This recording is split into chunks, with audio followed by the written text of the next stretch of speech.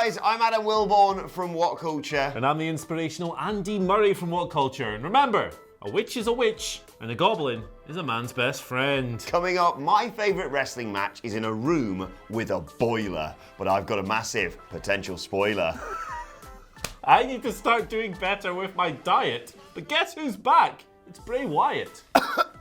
Excuse me, I've got a really bad cough, but I'm going to tell you who wants 2 months off.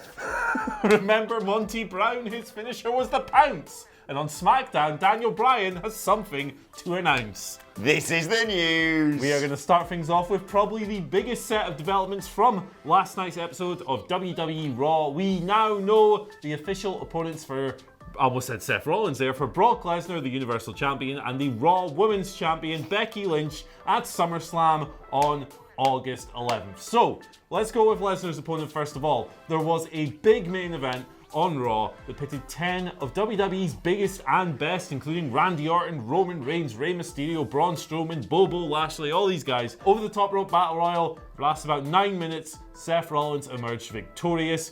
He put out Randy Orton for the final thing. There was a little bit of a tease. He thought he'd won. He put Braun and someone else who I can't remember over the top. Roman, that's right. Randy Orton came in, almost stole it, but he ended up throwing him out. So now we're getting a WrestleMania 35 rematch. We're getting Brock Lesnar versus Seth Rollins on August 11th in Toronto.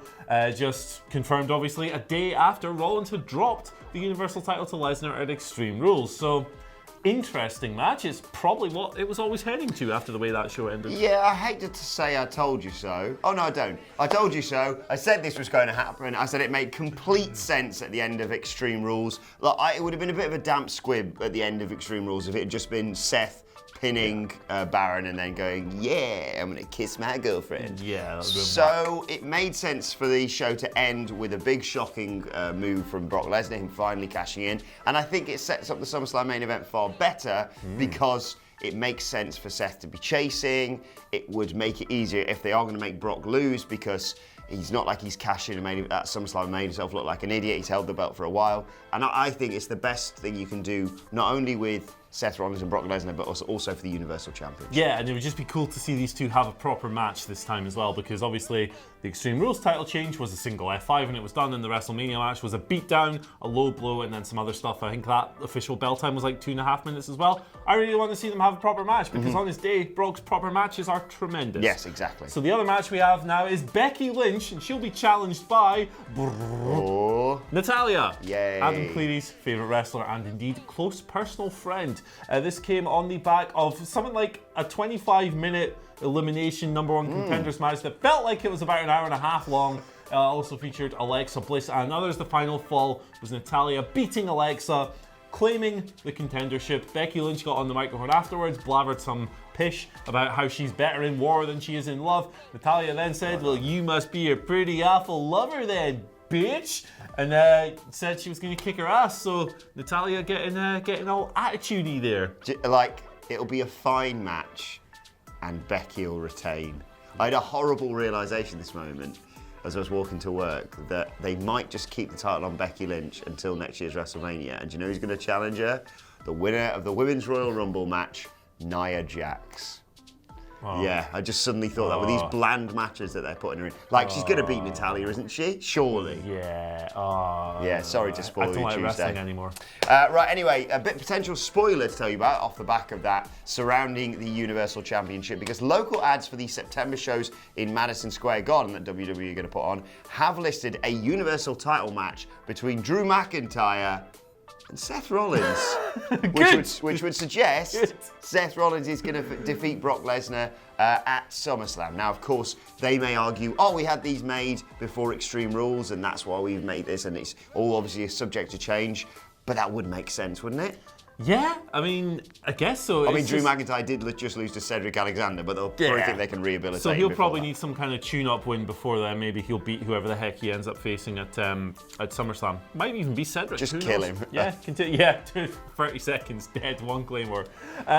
it's always disappointing though when you hear about these local advertisements that come out and kind of spoil the outcome of matches. So couldn't they just say Universal Championship match and be done with it? Yeah, or they could have just not mentioned the belt. That would have worked as well. It's just kind of it's always a shame, but as always, these things do come with the card subject to change disclaimer, so maybe it won't come to fruition.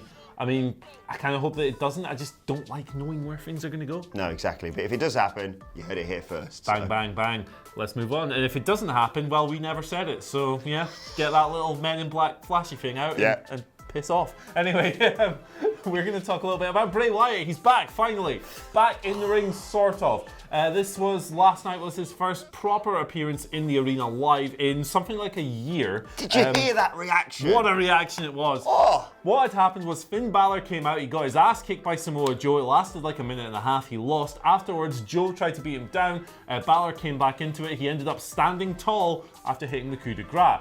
Then the lights started going a bit wonky. They were cutting out all over the place. There was some weird screechy noises through the PA system. They went out completely, and when they came back on, Bray was there in full Fiend attire. He hit the Sister Abigail. He posed. The lights started doing all kinds of funky dangle doodads. There was more screechy noises and like a laugh thing over the PA. I'm making it sound really stupid, but the whole thing was fantastic. It was probably the best thing on Raw, actually. It's the thing I think most of us have been worrying about for the longest time of like, okay, they've rehabilitated this Bray Wyatt character in these, segments, but we haven't seen him appear live yet, and we're really worried about what they're going to do. They've sort of slowly had the Firefly Funhouse bleed into television, obviously with all the puppets appearing in the background for those eagle-eyed viewers. And then, this is perfect. Come in, destroy Finn Balor, and potentially set up a feud between the two of them at SummerSlam. And continuing on from that, another potential spoiler here, comes from Pro Wrestling Sheet, who are reporting that Finn Balor has apparently asked WWE for 2 months off, and his hiatus will apparently start just after SummerSlam, which would explain why he dropped the Intercontinental Championship to Shinsuke Nakamura and probably won't be facing him for it at SummerSlam, and instead may well be, hopefully, no offense to Finn Balor, fed to Bray Wyatt at SummerSlam, have some time off. Do you know what? I think this is the best for all parties involved. Bray Wyatt gets a hot start by destroying this incredibly talented former Universal Champion, of course, in Finn Balor. Finn Balor gets 2 months off to just reload then. You just recover and get it, decide where he wants to go next with his character. And then, we get to have a bit of time away from Finn Balor, so we miss him a little bit. Yeah, and he comes back refreshed, revitalised, and ready to go again. And hopefully too sweet. Exactly. He kind of needs it. He's had an up and down 2019. He had the high of that Brock Lesnar match, but as Intercontinental Champion, he didn't really do anything. He had some fun matches along the way, but they didn't feature him particularly well. He hasn't had much character development this year either. Yeah, it would just be a really cool thing to see. And, at the same time, it gives them a chance to get the Bray Wyatt thing off to a really hot start. He can just kill Finn at the pay-per-view. Not the Demon. Not the Demon. Please, no, God, no, not the Demon. That would be ridiculous. But they can have a really fun feud up until then as well. Can you imagine Finn next week backstage? He's all fired up. He wants a piece of Bray Wyatt. But he doesn't run into the Fiend. He runs into goofy, happy, smiley Bray in his little sweater with his little puppets and stuff. This could be bags of fun. It could be a lot better than their previous feud, which made me want to jump out of a window. And I'm looking forward to it. Yeah, I really think they could do some good stuff. And and if this is the catalyst, as I said, for Finn Balor to go away, reassess, and then think, I might need some good brothers alongside me. Yeah. And then, this story won't have become stale with AJ and the club, but it was given a bit of time to grow and hopefully then to grab some more championships, perhaps. Finn comes along, he can win the IC title back, they can hold sort of all the gold. And it'll be lots of fun. Speaking of lots of fun, SmackDown happens tonight. And there's a big tease regarding Daniel Bryan. I'll just read you a little paragraph here from WWE.com's official preview. It says, WWE.com has learned that Bryan plans on making a career-altering announcement tonight on SmackDown Live. Bryan has promised that this will change the course of his career and shake SmackDown Live to its core. Just what exactly does Bryan have planned? So this sounds really big.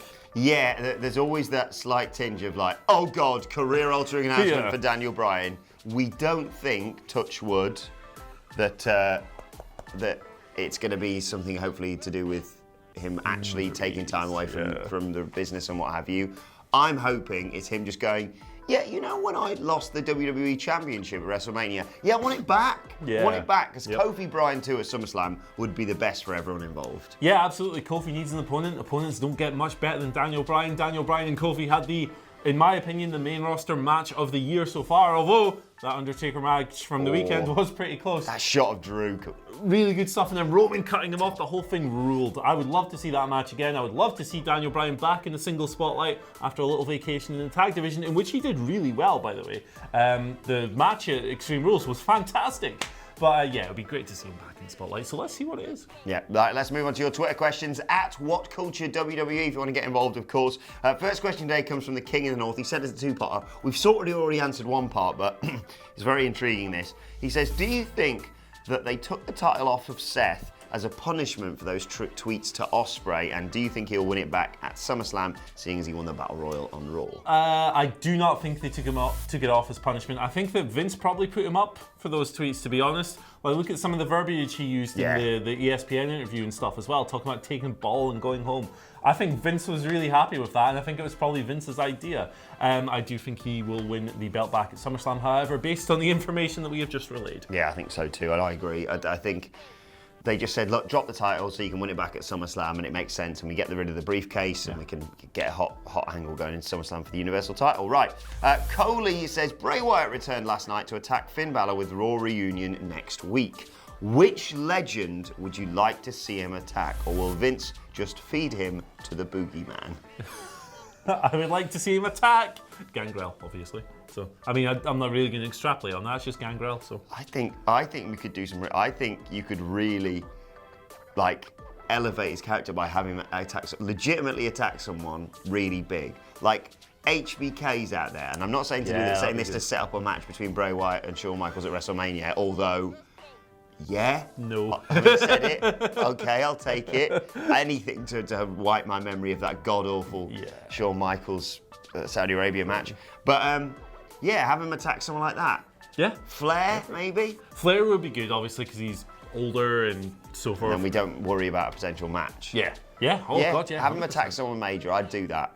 And please don't feed into the Boogeyman as much as I love Boogeyman. Final question today comes from Paul Walsh, who says, Adam, with your friend Natalia going up against Becky at SummerSlam, assuming means Adam Cleary, maybe just the fact that I just hate her, a standard single match is going to be boring. Well, any match involving Natalia is going to be boring. What does WWE do in terms of stipulations to spice up the match? Paul suggests a tables match. Yeah, I'd be here for that, I guess. They probably do need something to spice it up a little bit, because Natalia's she's a good wrestler. She is. It's just hard to invest in her after kind of years of just losing loads of matches, especially big matches like this. She's like the Hiroki Goto of WWE. Whenever she gets a title shot, you know she's gonna lose. Yeah, I mean, a tables match would be cool. Maybe a submission match? Yeah, I think because we've just seen Becky put someone through a table at Extreme Rules, I feel like it's a bit played out. True. Yeah, submission match. I don't really know.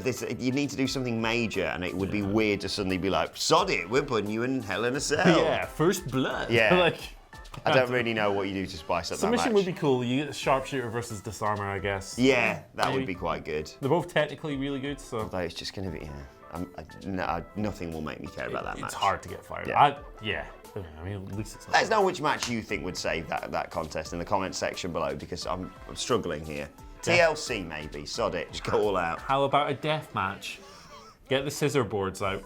Oh God, I only found out about those things the other day. Yeah. I haven't slept since, to be honest. Right, let's move on to today's And Finally. And today's And Finally comes courtesy of your friend and mine, Lance Storm, who sent out a stellar tweet during Monday Night Raw last night. He simply said, I think if I was still in WWE, I'd carry hunting magazines with me at all times. If I ran into Brock, I'd hope they'd distract him long enough for me to get the hell out of Dodge. Good shout. Really good shout. I mean, Brock Lesnar loves his hunting up in Minnesota, or does he live in Canada now? I'm not sure. I don't know. Yeah, good shout. I mean, that's just smart, logical stuff from a smart, logical guy. Oh, Brock!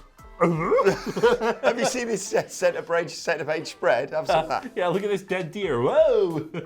Let us know how you'd get away from Brock Lesnar, or the secret trick, or what you'd show Brock Lesnar to distract him long enough so you could get away from him in the comment section below. That's going to be fun. And don't forget to like, share, and subscribe. Let us know your thoughts on all of today's news stories, of course, in the comment section below too, or on Twitter at WhatCultureWWE, where you can also send us Twitter questions and follow both of us. You can follow Andy Murray at Andy H. Murray. The H stands for what's that word? Homunculus. That'll do. Yeah, that's definitely a word. You can follow me at Adam Woodward. You can follow us all at WhatCultureWWE. My thanks to Andy Murray. Thank you for watching, and we will see you soon. Let's go watch some manga.